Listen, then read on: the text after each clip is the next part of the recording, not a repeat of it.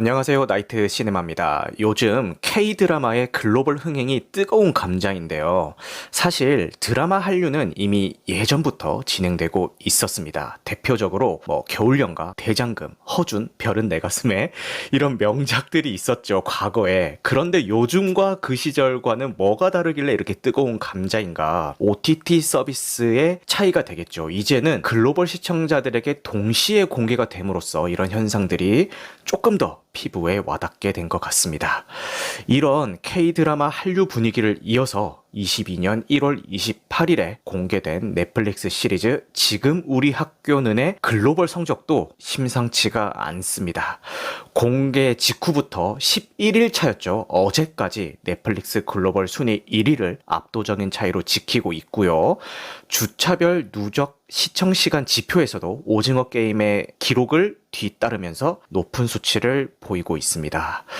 좀비 바이러스가 퍼진 고등학교에 고립된 이들과 그들을 구하려는 자들이 겪는 극한의 상황을 그린 이 작품을 여러분들은 어떻게 보셨나요? 지금 제 주변의 평은 조금 갈리고 있는데요. 먼저 제 소감부터 간단하게 말씀을 드리고 시작을 할게요. 12부작인데 중반부 5회에서 6회까지는 흥미진진하게 봤습니다. 특히 초반에 나오는 급식소 장면 기억하시나요? 급식소의 롱테이크 씬에서는 야 이거 사고 쳤다, 제대로 만들었다 싶은 생각까지도 들었고요. 그런데 후반부까지 계속 좀비와의 추격전과 거점에서의 은신하는 구조가 반복되면서 일어나다 보니까 사건들이 끊임없이 일어나는데도 중반 이후부터는 긴장도가 떨어지게 되더라고요. 그래서 후반에 가서는 학교를 배경으로 하고 좀비를 소재로 한 러닝맨 느낌도 들었어요. 그래서 회차를 줄였으면 어땠을까라는 아쉬움은 있지만 그래도 한번 감상을 시작하면은 끝까지 주행하게 만드는 힘은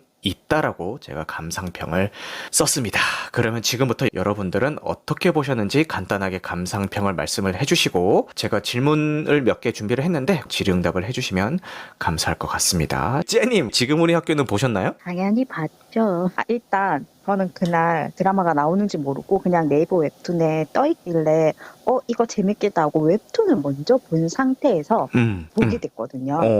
그래서 그 드라마를 볼 때 기대감이 좀 많았어요. 특히 아하. 2화까지는 그래도 괜찮았어요. 그래 네. 이 정도쯤이야 각색, 괜찮아. 학교 폭력, 그래 그렇게 다룰 수 있어. 그렇지 국내 드라마 다 그렇지 하면서 처음에 1배속이었었고요. 네. 3, 4화부터는 1.2배속이었었고요. 네. 5, 6화 때부터는 1.5배속으로 보다가 네. 그 뒤부터는 넘어가기로. 지금 채팅방에 제이미님도 저도 10초씩 넘겨가면서 봤어요라고 폭풍 공감을 해주시네요. 네. 이 훌륭한 웹툰을 이렇게밖에 표현을 할 수밖에 없었나 이런 생각이 드는 그런 드라마여서 많이 아쉬웠어요. 크엉제님은 원작을 먼저 보시고 원작에 대한 기대치가 있다 보니까 거기에 대비해서 감상을 했을 때 많이 아쉬우셨다라고 말씀을 해주셨습니다. 다음에 나사님, 지금 우리 학교는 보셨나요? 1화까지 먼저 보고 나이트 시네마님이 그 방송을 한다고 하니까 뭔가 준비를 해야 되겠다 싶어서 웹툰도 같이 봤거든요. 네. 그러니까 이런 뭐라고 해야 되냐, 그 디스토피아적인 이야기를 처음 접한 친구들이랑 되게 재밌게 봤을 거라는 생각을 했었어요. 네. 그래도 나름 설정을 학교로 잡았으니까 재밌겠거니 했는데 좀비는 도구고 학교 문제랑 사회 문제를 많이 담고 싶은 사람이구나라는 생각을 굉장히 많이 했어요. 웹툰에서부터. 네, 웹툰에서. 근데 네. 그럼 이거를 드라마는 어떻게 풀까 하고 1화를 재밌게 봤기 때문에 이제 2화부터 보는데 뭐 하자는 거지? 라는 생각이 점점 들었어요. 네. 사회 문제를 다룰 거면 이게 적당함을 모르는 느낌? 그렇게 겉핥기식으로 하실 거면 애초에 쓰지 마라는 생각이 자꾸 드는 거예요. 특히 학교폭력관에 있었을 때는. 넷플릭스 보는 시청자들의 연령층이 점점 더 낮아지고 있는 건가라는 생각을 많이 했었어요. 좋은 평 감사합니다. 그 다음에 카깡님 인터뷰 가능하신가요? 대사 같은 게 되게 감각적으로 잘 썼다는 생각이 들었고요. 단점은 설정이 전반적으로 너무 게을러요. 그 좀비의 기원에 대해서 고등학생 교사가 바이러스를 배양해서 만들었다고 하는데 그걸 누가 납득하겠습니까? 완전히 말도 안 되는 소리고요. 30년 영화도 좀비는 뭐 군에서 만들었다든지 그런 설정을 못할 것 같으면 아예 언급을 안 하는 게 낫거든요. 그렇게 위험한 바이러스를 학교 과학실에 보관한다는 게 납득이 갑니까? 그러고 그 감염된 학생 물렸다고 학교에 감금을 한다는 설정 자체도 말도 안 되고 못 고친다면서요. 죽이든가 바로 그렇게 해야지. 내용 자체는 너무 말이 안 됐고 그러고 좀비들이 설정이 너무 좀 허술했어요. 그러니까. 어떨 때는 막 되게 강력한데 어떨 때는 막 유리도 못 깨고 선택적 강함을 보여주는 좀비들이 몰입을 깼다라는 말씀이신 거죠? 그러고 가장 이해가 안 됐던 게 도대체 그 노트북을 왜 찾으러 가라고 한 건지 진짜 이해가 안 됐거든요. 군부대에서 그 학교에 노트북을 가지고 오라고 그 헬기를 타고 특수부대를 파견하죠. 그 장면 말씀하시는 거죠? 그죠? 그 결과적으로 이게 해결이 안 되는 건데 네. 말로 불태워 죽이라고 얘기하면 될 걸 가지고 영화가 되게 불쾌한 지점이 세월호 메타포를 많이 갖다 썼잖아요. 네. 딴 분은 어떻게 보셨는지 모르겠는데 되게 불쾌했거든요. 세월호는 어쩔 수 없는 사고였잖아요. 근데 이 드라마에서는 어쩔 수 없는 사고도 아니고 정부는 방역 대응을 잘했거든요. 그래서 바로바로 차단하고 잘했는데 마치 정부의 책임이냐 묘사하는 게 기분이 나빴어요. 제대로 못 쓸까 도 아예 안 써야 되는데 상업적 도구를 썼다는 게 대해서 되게 기분이 나빴어요. 너무 욕심이 많았어요. 설정의 게으름들이 보였던 부분에 대해서 각각님께서 말씀을 해주신 것 같습니다. 좀비라는 장르가 이건 확실하게 느낀 건데 네. 대한민국은 안 맞는 것 같아. 총기를 사용할 수가 없으니까 좀비의 피지컬이 선택적으로 가해질 수밖에 없어요. 총기가 없어서 오히려 주변에 있는 사물들이나 이런 것들을 더 다양하게 연출할 수 있기 때문에 좀 더 한국이랑 맞지 않나 이런 의견들도 있기 때문에 그 부분은 사실 연출자가 어떻게 살리느냐에 대한 문제인 것 같은데 그 기준이 부족했다 이런 말씀을 하시고 싶으셨던 것 같습니다. 지화자님은 요거 보셨을까요? 기시감이 든 작품이 있었습니다. 샹치였어요. 샹치. 샹치. 왜 샹치가 생각이 나냐면은 네. 이게 지금 세계적으로 엄청나게 인기가 있잖아요. 그쵸. 근데 되게 재미없게 봤거든요. 네. 그 왜 재미가 없을까 생각을 해보면은 좀비 나오는 장면이 재미가 없는 게 아니라 그 이야기가 무서워야 되잖아요. 그 인물들 간의 갈등이라든가 이런 게 재밌어야 되는데 너무 클리셰 본박에다가 많이 쓰이던 레퍼런스 같은 것만 가져다 써갖고 새로운 이야기가 없어요. 그 일반적인 한국의 영화 관객한테는 그 이야기 자체가 굉장히 루즈하게 느껴져요. 그러니까 12화까지 너무 길다 이 생각이 들 수밖에 없는 거예요. 근데 생각해보면은 요즘 어린 친구들한테는 그런 레퍼런스라는 게 새롭게 다가올 수도 있겠구나. 샹치가 좀 그렇지 않았었나. 액션씬도 그렇고 너무 클리셰 범벅에 말도 안 되는 이야기였는데도 엄청난 흥행을 했잖아요. 어린 세대들한테 새롭게 다가오지 않았을까 싶기도 한데 결론은 와 진짜 너무 재미없었어요. 샹치에서 나왔던 그 중국풍의 무술이나 액션들이 저희는 옛날부터 뭐 와호장룡, 황비용 뭐 이런 것들 많이 보고 자랐기 때문에 거기에 대한 이제 기대치가 있는 건데 지금 갓 이제 20대가 된 친구들이나 뭐 중고등생들에게 있어서는 중국 무협물이 시작이 샹치인 거예요. 그것과 비슷한 맥락 때문에 지금 우리 학교들이 우리는 별로지만 어린 친구들은 재밌게 볼 수 있었던 게 아닌가 이런 말씀을 하신 것 같습니다. 네, 그리고 스피커로는 처음 모시겠습니다. 영화수다 영진님 반갑습니다. 네, 안녕하세요. 네. 네. 전체적으로 지금 우리 학교는에 대해서 막 비판적인 의견을 하시는 것 같아서 네.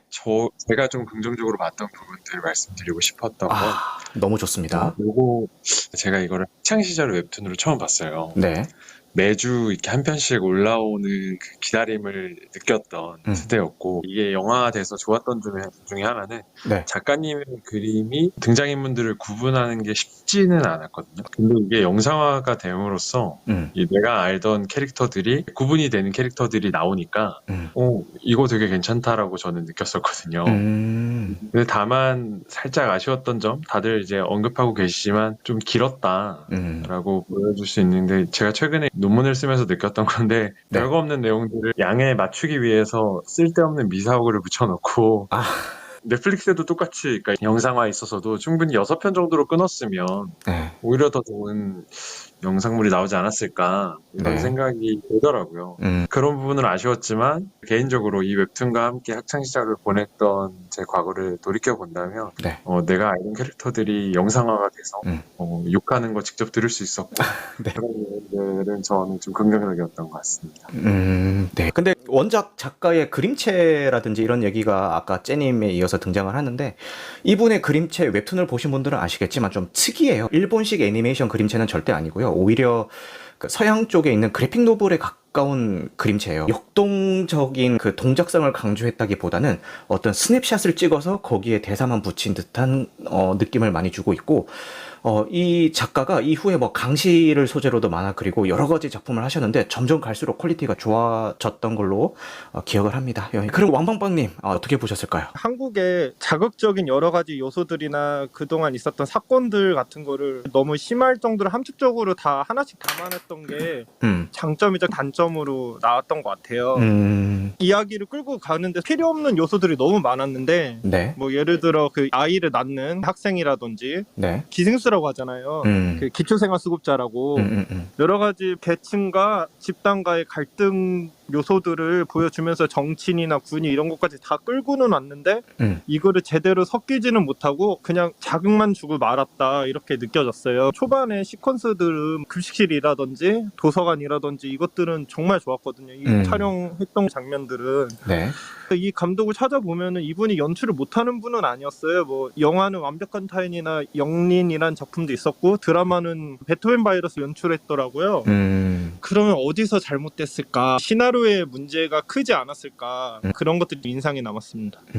네, 알겠습니다. 소울님 감상평 짧게 부탁드려도 될까요? 교복 입은 애들이 뛰어댕기고 하는 게 비주얼적인 거 좋았던 것 같아요. 주인공들이 고등학생이라는 게 전 좀 약간 짠하기도 하고 색다른 감정을 느끼게 하는 것 같아요. 나머지는 다른 좀비물이랑 크게 다르지는 않았던 것 같아요.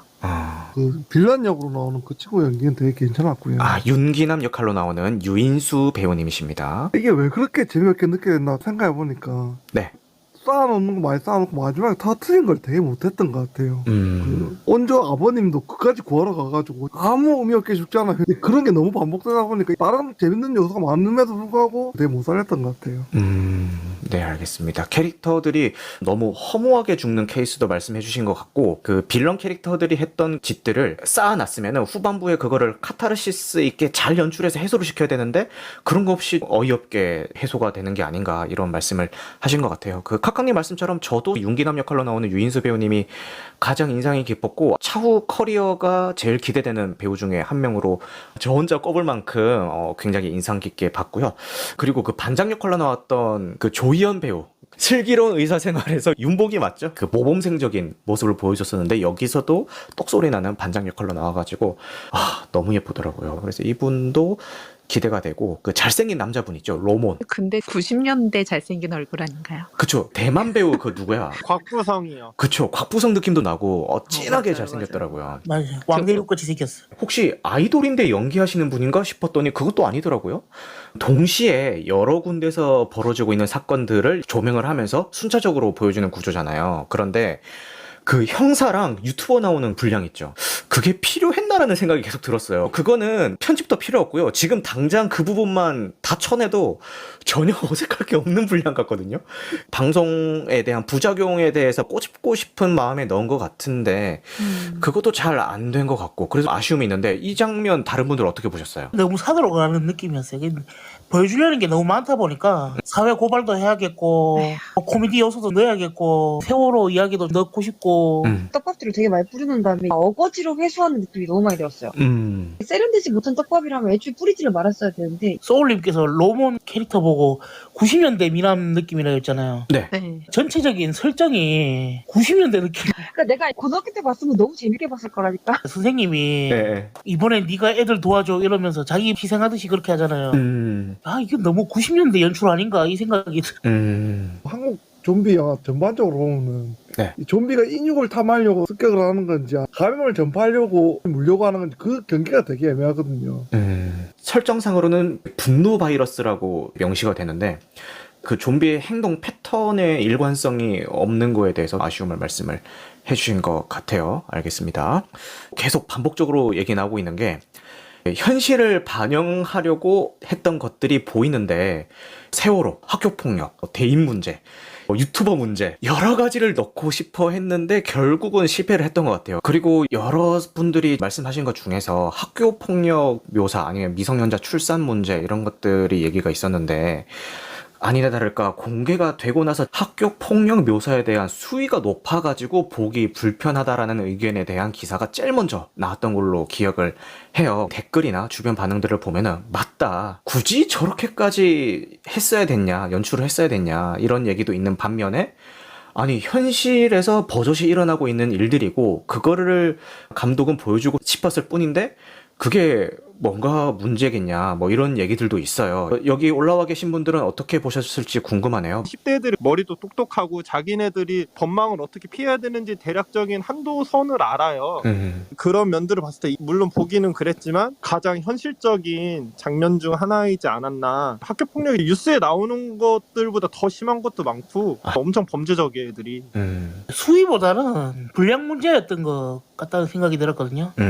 학교 폭력 장면을 쭉 보여준 다음에 좀비로 넘어가잖아요. 그렇죠. 그런 식보다는 살아남으려고 도망다니고 뭐 숨고 하는 과정 중에서 차라리 플래시백 같은 걸로 잠깐 처리했으면은 쟤들이 왜 그랬을까를 보는 관객들이 더 고민했을 것 같은데 앞에 쭉 깔아주고 나중에 가서 별로 보여줄 게 없으니까 이게 지금 먹히고 있는 것 같아요. 저희가 이제 느끼는 심파랑 이 자극들이 되게 생소하면서 흥미를 유발하지 않을까 그렇게 생각이 들어서 1등을 많이 하는 것 같거든요. 분명히 외국 분들한테 느껴지는 큰 장점이 있을 텐데 어떤 면들이 자극이 되면서 흥미를 유발하는 건지. 우리는 주로 문제시하는 게 개연성에 관한 문제잖아요. 네. 근데 외국인들 뭐 리뷰나 이런 것이 보면은 감정에 기대는 측면들이 많은 것 같더라고요. 이야기가 어떻게 흘러가고 뭐 때문에 이 사건이 발생했는지 이런 것보다는 개개인들 그 감정 있잖아요. 막 애들이 물고 뜯고 죽이고 이런 와중에 울고 짜고 하는 그 우리가 흔히 심파라고 하는 그 감정 그 자체에 신기해하는 거 아닌가라는 생각도 들긴 해요. 네. 그리고 한국 관객 수준이 세계적으로 제일 높다고 보시면 돼요. 알겠습니다. 근데 저는 의문인 게 제가 서두에 말씀드렸던 것처럼 사건이 끊임없이 일어나는 구조잖아요. 사건마다 인물들이 처하는 상황이 있고 그 상황에서 느끼는 감정들이 있을 텐데 인물들이 느끼는 감정이 다 수습되고 또 그 관객들로 하여금 그 감정에 충분히 공감할 시간을 주지 않고 그 다음 사건이 바로바로 계속 치고 들어오는 그런 느낌이 들었거든요. 그래서 저는 오히려 그 감정적인 측면에서도 중반 이후로는 공감하기 힘들었던 면이 있기는 해요. 친구가 죽었는데 뜬금없이 둘이 꽁냥거리면서 사랑 노름하고 있지 않나 그런 것들을 보면은 뭐 감정적으로도 딱히 그게 잘 처리가 됐나는 좀 물음표네요. 가장 이상한 점이 저는 두 가지였는데 주인공 아이가 친구 죽었을 때 엄청 우울해하고 엄청 슬퍼하잖아요. 근데 아빠 죽었을 때는 금방 극복하더라고요. 네. 그리고 물은 이틀 만에 빗물 마시고 음식을 거의 못 먹었는데 이렇게 잘 뛰어다니고 잘 움직이고 싸울 수가 있나. 그 부분에 대해서는 이동진 평론가님이 얼마 전에 유튜브에 올리신 후기에도 그 부분이 언급이 되던데, 그러니까 화장실 만들고 하는 그런 장면이 있잖아요. 배설에 대한 디테일한 묘사는 넣었으면서 그 음식물에 대한 디테일한 묘사를 이제 제외했다는 거는 자극적인 요소에 집중해서 연출을 한 게 아닌가 그런 말씀을 하시더라고요. 네. 그냥 좀비 나오는 거 그 자체를 좋아하는 거 아닐까. 개연성이고 이야기 구조고 뭐 이런 거 다 집어치우고 그냥 동양인 좀비가 나온다는 그 자체에 열광하는 거 아닌가 외국인들은. 이게 왜 성공했는지 인터넷으로 검색을 하면서 생각해 보니까 네. 이 네 글자가 딱 맞는 것 같더라고요. 중구난방. 여러 사람의 입은 막기가 어렵다. 그냥 짓거리기 좋은 자극적인 시리즈라서 사람들 입에서 오르락 내리락 하니까 성공할 수밖에 없다. 이런 생각이 들었고요. 좋은 방향이든 나쁜 방향이든 사람들의 입에 오르내릴 수 있는 작품이었기에 성공한 걸로 보이는 게 아닐까 이런 말씀을 해주신 것 같네요. 안 되는 건 이유가 있어도 잘 되는 건 이유가 없습니다. 저 그런 생각도 해봤어요. 대다수의 분들은 뭐 개연성 이런 거 그냥 엇나고 해도 그냥 별 생각 없이 그냥 저냥 이렇게 틀어놓고 뭐 폰도 만지면서 그냥 밥도 먹으면서 이렇게 보시는 분들이 매 눈으로 보시는 분들보다 비율이 훨씬 많지 않을까, 그런 생각도 한번 해봤습니다. 여러 가지 논란 속에서도 결과론적으로는 성적이 아주 잘 나오고 있는 작품이고요. 그리고 이래저래 혹평들이 쏟아지고 있지만 개인적으로 그럼에도 불구하고 끝까지는 다 보게 되더라, 그런 작품이더라 라는 생각을 했고, 속편을 예고하듯이 엔딩이 되잖아요. 만약에 속편이 제작이 된다면 어떻게 될까, 그런 생각도 들면서 오늘 이 시간 마무리 해볼까 합니다. 오늘 함께 해주신 분들 모두 감사하고요. 영화 같은 밤 되시길 바라겠습니다. 감사합니다.